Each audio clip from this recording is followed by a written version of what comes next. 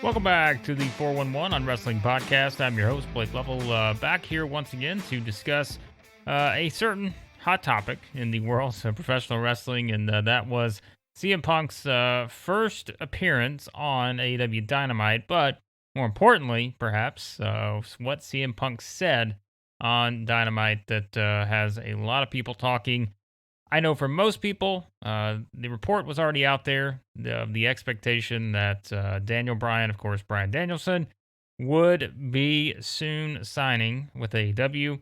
And I think on last night's episode of Dynamite, that only furthered the possibility based on what CM Punk said during his promo, which was the fact that Punk was out there and, going through his promo, and the crowd start chanting yes, and Punk decides that he wants to tell them, hey, that's someone else's shtick, and be a little bit more patient, which we all know what that means. And I think it goes back to what we've talked about before with the fact that AEW has delivered on its biggest promise to date, which was CM Punk being at the United Center in Chicago for AEW Rampage without ever saying his name one time. And now the teases continue as for the potential for Daniel Bryan to also land in AEW. And I'm probably going to continue to call him Daniel Bryan. Sometimes I'll call him Bryan Danielson. It's probably going to be a mix until he actually debuts, which will certainly be under Bryan Danielson and not Daniel Bryan. But I think this is, again, another step towards another huge signing for AEW. And I know for a lot of people, this was something that's been rumored now for quite a while. I mean, this has probably been, out there, report at least for, I'd say, at least a month now or so. That was the initial report, I think, that came out about him heading to AEW. That was, after all of the events of what happened in April with Bryan losing that match to Roman Reigns on SmackDown, and what was hyped up as the, title versus career match. And, a lot of people were not sure if he was ultimately going to re-sign with WWE or potentially test the waters of going to an AEW or elsewhere. And at least now, I think the CM Punk reference on Wednesday night's Dynamite just points you in that direction of understanding that without saying it, this is once again something where AEW is going to be able to get enough hype and enough excitement around Bryan Danielson appearing in AEW that it's going to sell itself. And I think that's where, when you look at how things are already unfolding in terms of the ticket sales for that, the Grand Slam episode, of course, at the Arthur Ashe Stadium in New York City, which is coming up here in several weeks, the expectation is already built in based on the reports that is where, Bryan is going to be at. And that could potentially be the big debut. And it's no different than kind of what we said with the whole CM Punk thing, where there are so many ways you can set the expectation without actually having to come out and say it. And I think that is so important here because AEW has now built up with what they did with the CM Punk thing to where they're going to be able to sort of let the marketing, let the excitement and all of that do the work for them. Like, it's not necessarily something that they're going to have to come out and really pump up themselves to kind of save, that big moment. And I think that's where now we're looking at the situation with Bryan Danielson coming in. It's only going to, I think, continue to amp up from here. And I think it opens up, the bigger question now of what does this mean in the long term now for AEW? And really, you can also look at it in the short term. I mean, we saw without them marketing anything from CM Punk, like not saying his name a single time, that show, Rampage, brought in, over 1.1 million viewers in a 10 p.m. Eastern time slot on a Friday night. That was a huge return. And so they were able to draw in that much of an audience, to where there was certainly an audience out there for that. And we don't know what the numbers in terms of viewership or ratings going to be yet. I'm recording this on Thursday morning, so we don't know exactly yet, like what's that bump or what's the difference from Rampage to Dynamite? Does that audience carry over? Is there more of an audience perhaps for CM Punk's debut on Dynamite versus Rampage because it is in more of a traditional primetime time slot? We'll see on that. But what we do know is if they continue to build in like the teases that they did with Punk, even though everyone was 99% sure that Punk was going to be at the United Center, and as we talked about in previous episodes, for the ones that were not sure that was going to happen, the main reason is because unfortunately they had been conditioned over the years, I think, to believe that they were going to be swerved. And that was not the case. So now when you have Punk referencing that on AEW television, I've seen a lot of people say, well, do you think Tony Khan was very happy with that? I think they know exactly what they're doing at this point. And this is something where I don't think you're going to upset at CM Punk for basically saying something, telling people that it's someone else's shtick when you're obviously referencing Daniel Bryan's yes chance, and saying that they need to be a little bit more patient, which all but says he's coming, but you just need to wait a couple weeks. Like that's essentially what that promo felt like to me from CM Punk. Of course, there was a lot more to it than that, but that is where now this seemed like a pipe dream, right? I think this is something where even when these reports were coming out, look, a lot of us have been wrestling fans for a long time. We've seen a lot of reports come out, a lot of speculation, a lot of rumors, and not all of it has turned out to be true. But because the biggest one, at least as of late, in recent times, the biggest one of CM Punk making his return to pro wrestling, that turned out to be true. And so why now, with a couple other added references in now, and no denial from anyone that Bryan Danielson is not on AEW's radar, that again sort of tells you what you need to know. It's the wink without the actual delivery just yet, but the expectation is that you're going to get that. It's just a matter of when. And I think that this is part of a bigger thing. We talk about the short term and the long term for AEW.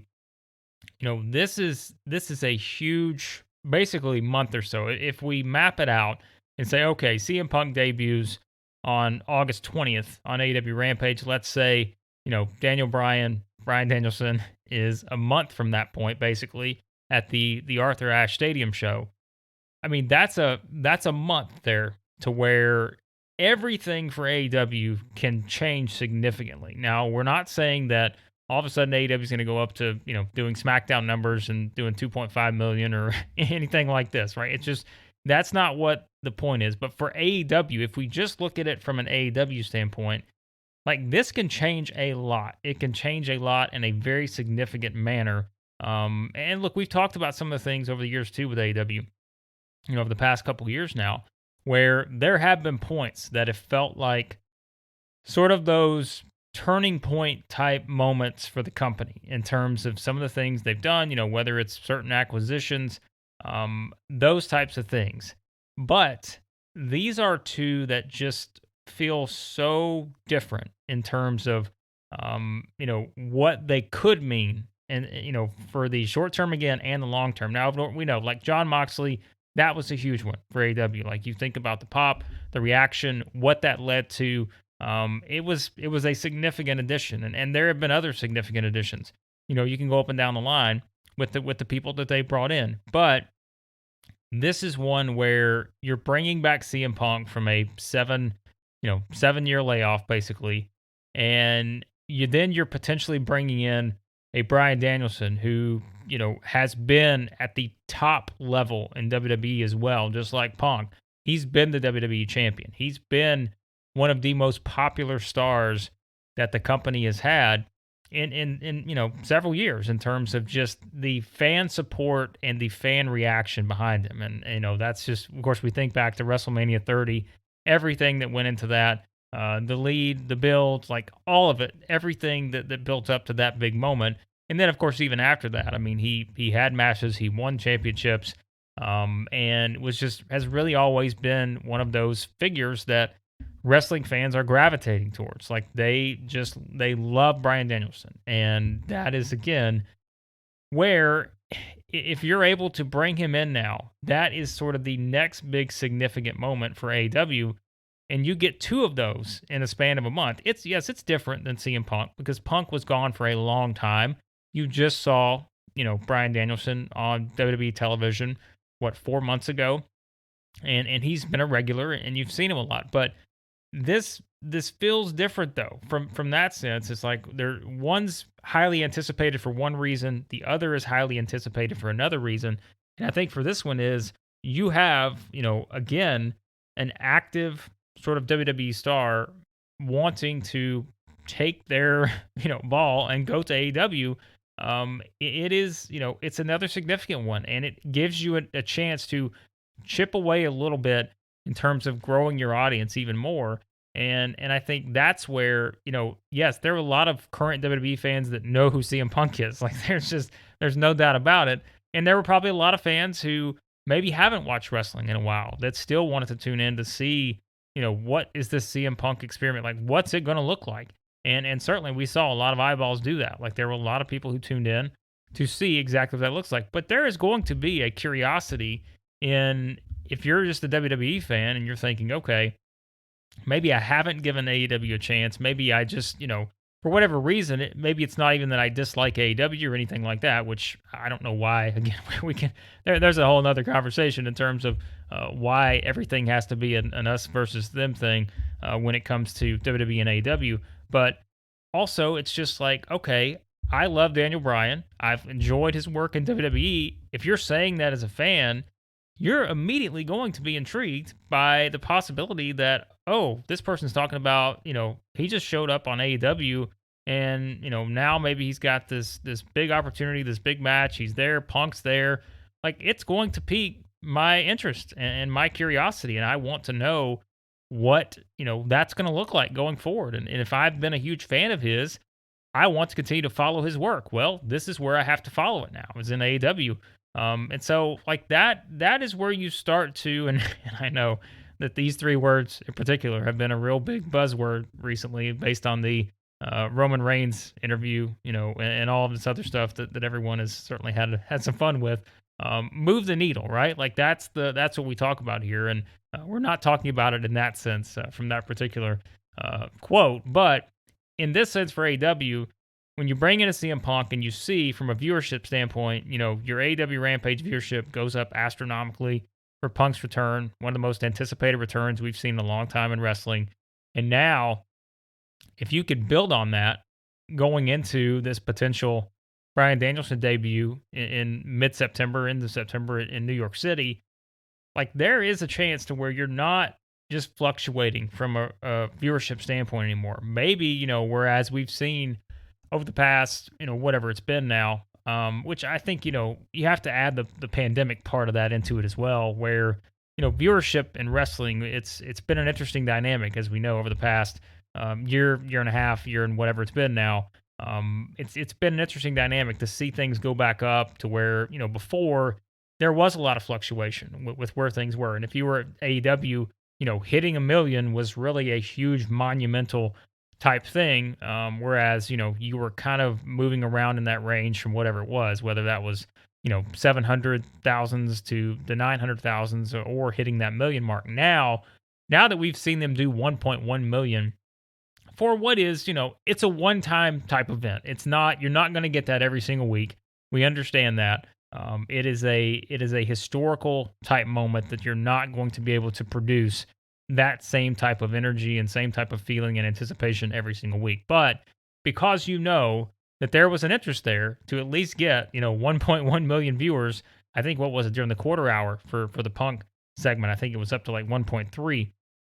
So there's an audience there that was interested in that and very fascinated by what this was going to look like. Now I think it's where if you're AEW, can you take it from where hitting that 1 million mark is considered sort of the high end to where maybe now that is the norm over this next month, where now that you've added CM Punk, you're likely going to add Bryan Danielson. And oh, by the way, there's also the expectation, which, has also been reported recently, that there is the assumption that Bray Wyatt could also be heading to AEW at some point Whether that happens or not, I think there's probably more unknowns with that versus these other two, just because we've kind of seen the reports settle in now, and we've seen no denial, no anything other than, again, the sort of wink wink scenario we had with Punk on Dynamite. And now, you're talking about adding Punk on August 20th, Bryan Danielson mid-September. And can you now take that from where your business is going from regularly hitting that late or 800 900 type range on Dynamite every single week, to now you're drawing over a million? How do does that bump it up to 1.3 million, 1.5 million? That's where you start to see the growth, I think, with AEW. And that's why I think we look at these as such sort of significant moments, and it's so fascinating that this is happening in the span of basically a month from each other, with Punk's debut and then Danielson's likely debut in AEW. That's why I think it's so, momentum is everything. And you've always heard that with, promoters and people who have done stuff in wrestling, is just, if you can kind of build off of that momentum, who knows where it can take you, which of course we can go back to the Attitude Era, and you think about just the momentum of everything, with the birth of the Stone Cold Steve Austin character, you could look at the NWO, all the momentum, how much that can carry you in a very quick manner. Now, certainly we're not saying that all of a sudden AEW is going to go up and have 7.1 million people watching Dynamite in a month from now. That's certainly not what we're saying. But momentum can mean a lot, and I think that's where for this to sort of fall in AEW's lap, to have these big moments within a span of probably a month or so, it's such a huge thing, and I think it can really be a huge opportunity now for this company moving forward, because remember, it's not just that they're bringing in CM Punk and bringing in Bryan Danielson. It's they're bringing those two in while also on those same shows that these two are going to be on. You're featuring other talent that you're wanting to have a much bigger audience for. Like now, if you can build those numbers up to regularly hitting, the viewership of over a million to maybe 1.3 or 1.5 million, within the next, 3 to 6 months, maybe that becomes your new norm. If you can do that, that only grows the audience for, MJF, Jungle Boy, go up and down the line, all of these young talents, Ray Phoenix, everyone in there. Like, this is only Ricky Starks. Like, I could name off a ton of people that you could say these people feel like the cornerstone of the future for AEW. This is only going to continue to grow their audience more too, and that's how you make stars. Is you have to get more eyeballs on them, but this is where the value of, in the right spots, putting guys like this, like Punk, like Daniel Bryan, like some of these other guys that do have such a high profile that they built up to this point, it can be huge. And I think that's why this is such a fun time in wrestling, because you are now getting all of this really within the span, like we said, of a month or so. And by the way, not to take anything away either from the WWE aspect of this, because it does feel like, at least from the WWE, you come out of SummerSlam. I know there were mixed opinions. Trust me, we've talked about them on the podcast. If you listen to the last couple episodes of the podcast, we spent a lot of time on the Becky Lynch return. Such a huge return from a superstar standpoint, but did they handle it the right way? We'll find that out, I think, on SmackDown, and see what the follow-up looks like. Of course, if you listen to the previous episode of the podcast, I wasn't a huge fan of it.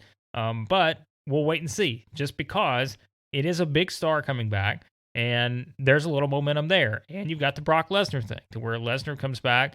He's a huge star. Whether, some people have gotten tired of Brock Lesnar or not over the years, he's still a big star. And now it's a different dynamic with him and Roman Reigns.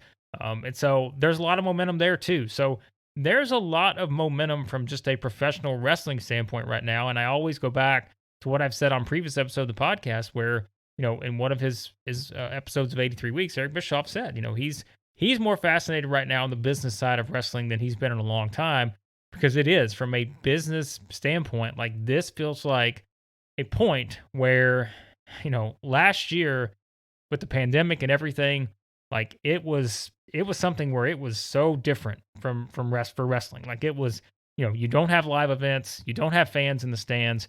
It's such a different feel, and you don't know, is wrestling going to be able to recover from something like that. Even once, you're out of the pandemic, like there were no guarantees that you were going to sort of see, I think, all that viewership, all that type of stuff come back. But now, since there has been the return of live fans over the past, whatever it's been, month or two now, and you go into this with all of these sort of hot things going on to where viewership is going up. I said this too on Twitter recently. People watching wrestling is a good thing. Like, it's not something to argue over with ratings and all of this. Like, it's a good thing if people are watching wrestling because it's only going to help everyone else. Whether a lot more people are watching AEW, whether a lot more people are watching WWE, or anything, like, it's only going to help everyone else. Like, it's going to bring more eyeballs to wrestling and to these certain programs. And like I just mentioned a second ago, to these certain talents who maybe don't get those eyeballs without, a return of CM Punk or a Bryan Danielson to AEW, or, the return of a Brock Lesnar or Becky Lynch or all these different stars. Yes, those situations are different with the WWE versus the ones that we're getting with AEW, because the ones we're getting with AEW, it feels so new and real because, 10 years ago or 5 years ago, or, even shorter than that, probably, I guess, we would not have thought that we would be seeing CM Punk in AEW, or we would be seeing Bryan Danielson in AEW. Those thoughts probably never occurred because AEW didn't exist, for one, and it was just always WWE, WWE, WWE. And now that there is an alternative, it is a fascinating time, and I think that is something to be excited about as a wrestling fan versus, I think, trying to make it that us versus them sort of mentality, which I think that's a very small percentage anyways. Just, you could certainly log on Twitter and, and see that. But I think overall, in the grand scheme of things, like it is exciting. And I think, we should certainly enjoy that because these are moments, again, that you just don't get very often. You don't get the CM Punk return very often. That's that's a once in a whatever type thing. Like, we're not seeing that type of scenario again in a long, long time. We're not seeing, the suspense of a Bryan Danielson now, not only perhaps, just going to, AEW, but also, is he wrestling in New Japan? Is he in the G1 next year? Like, there's so many other possibilities that have now been opened up with all of this to where it's just fun and exciting. And I think that's the biggest part is, trust me, I like everyone, can find a reason to nitpick certain things and get not be happy about certain booking and all this other stuff. But you think about it, like in the span of a month here, we're talking about CM Punk in AEW, probably Bryan Danielson in AEW. I mentioned, even if you want to look at it from a WWE standpoint, we're talking about the return of Brock Lesnar in a completely different dynamic than we've seen him in years. You do have the return of Becky Lynch. Like I said, I know that's still for a lot of people a little deflating with how it was done right off the bat, but there is, going into the fall and winter, there feels like a really nice bit of momentum in wrestling. And that's where I think, if you just look at it from the AEW standpoint, give AEW credit, give Tony Khan credit, give everyone there a lot of credit for building the buzz that they built off of this. And, once again, giving the fans what they want is always going to be something that will help you win over people in the end. Is if you can deliver on the promises you make, even if you don't flat out state what those promises are, if you can deliver on what fans think that you're going to give them, that will be a lot of goodwill built up and will put you in a really good spot, both in the short term and the long term. And I think that's exactly where AEW is right now, as we get ready for All Out, which will be coming up, of course, next weekend. And it's going to be a lot of fun. We talked about Bryan Danielson coming back. The final countdown is on, as I put in the title like that. This is what it feels like. Like, we built from one big moment on Rampage with Punk to now feeling like you're building towards another big moment. And oh, by the way, in between there, you've got a huge pay-per-view with All Out coming up in Chicago here very soon. So it's a lot on the side of AEW right now. A lot of confidence in them.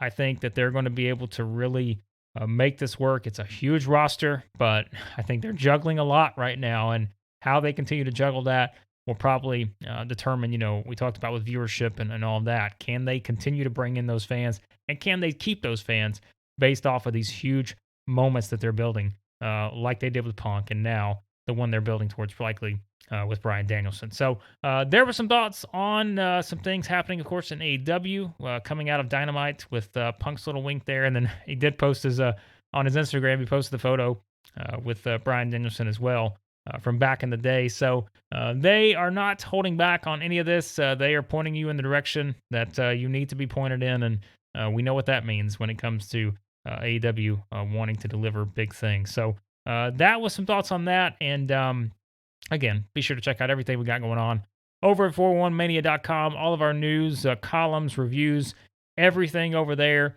And be sure to subscribe to the podcast. Search for 411 on Wrestling on any podcast app you use. That way you get all these episodes sent to you as they go up. Of course, we're doing more of these episodes now. Shorter episodes focused on some of these topics in particular, but we've got a lot of exciting things in the works. So I would also point you towards our YouTube channel. Search for 411 Mania there. We've got a lot of things in the works in terms of what we're going to have coming to the YouTube channel also. So check all that out there. And as always, I will have the link to the GoFundMe for Larry Zonka's family in the show notes. So be sure to continue to share and contribute to that if you can as well. But everything else, 411mania.com. And thanks as always for listening to the podcast. And I'll talk to you next time here on the 411 on Wrestling Podcast.